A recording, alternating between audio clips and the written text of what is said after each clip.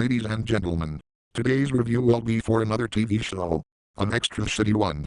While neither I, or anyone in my family has ever had a subscription to HBO, I must say that the pay-per-view channel is host to many very interesting and intriguing television shows. Thanks to a friend, I was able to watch a good portion of Deadwood, while it was airing originally. Now, if I wish to rewatch it, or see the episodes that aired afterwards that I missed, I can just go rent the full season at some library or video store and warm up in the couch with a box of Pop-Tarts.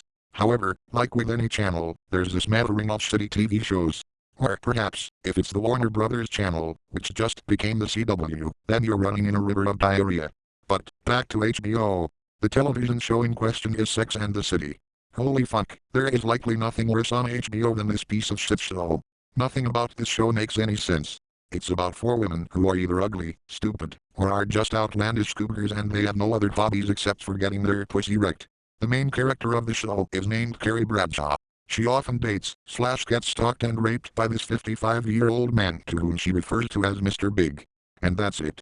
That's the premise of this show. Someone needs to tell me what the hell the appeal of this Mr. Big guy is. She's supposed to be in her 30s, yet this guy looks like he's about to become an AARP member. She has sex, talks and watches three other main characters have sex and has a job as a newspaper columnist which is about sex. What a smitten intelligent woman this is. Just a newspaper column about being a woman in New York City and having sex and dating guys. And nothing she writes is ever interesting or insightful. So she shouldn't have enough money to rent that enormous apartment each month. This is especially so with how much eating out they do, which is every other scene of the show. Four women in New York City who eat out together that much cannot manage to stay that skinny.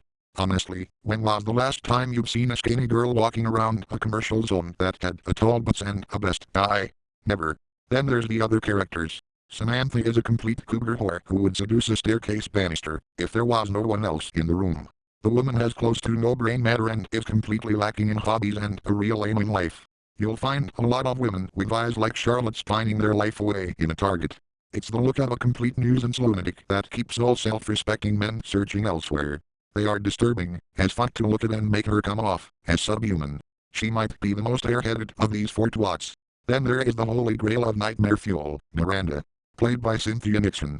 Holy fire and brimstone, the producers of this show must have been snorting datura seeds the day they auditioned and hired this swamp thing. She looks like she's going to snap or have a meltdown with every line she speaks. I watched a scene where she moved into an apartment and was suddenly choking on some Chinese beef or pork. With the contrast that the satellites cast, it felt like I was watching a horror movie instead of a comedy show about sex. Just think about it.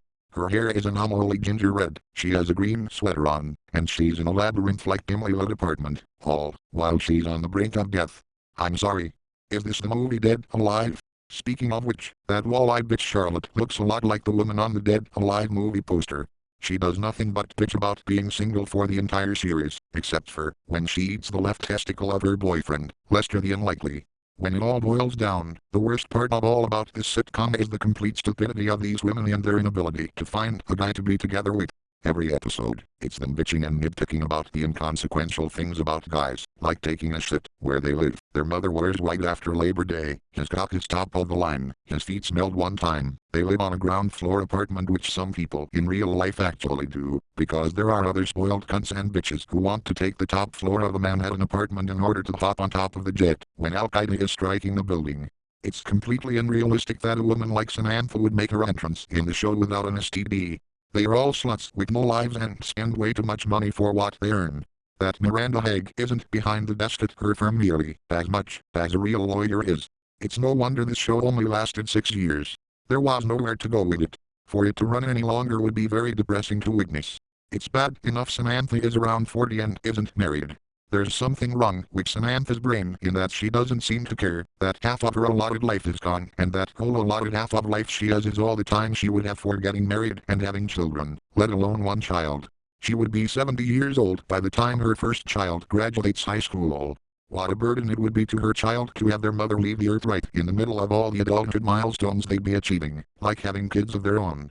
Just 2 years ago, there was actually a movie made based off the series, including all the main characters. Just look at this. Please show me who these people are who find this appealing. This is the most depressing movie poster I have ever seen. To think, there's women who look up to this character, walking on the street and is now in her mid-40s. If the series ended back in 2004, then wouldn't they all be somewhat married? I never watched the whole series, so I don't know for sure. I guess the large majority of viewers who create a market for the series have the brazenness to block out the serious plot goal, being that, if they are hanging out with each other in their 40s and 50s and not focused on having families, they amount to being total losers. What drives the movie? Sexist jokes about men? Samantha being an idiot? Miranda turning into an alien? I'll bet. Moral of the story is, don't watch Sex and the City, because, if you do, you'll be a broke single for the rest of your life.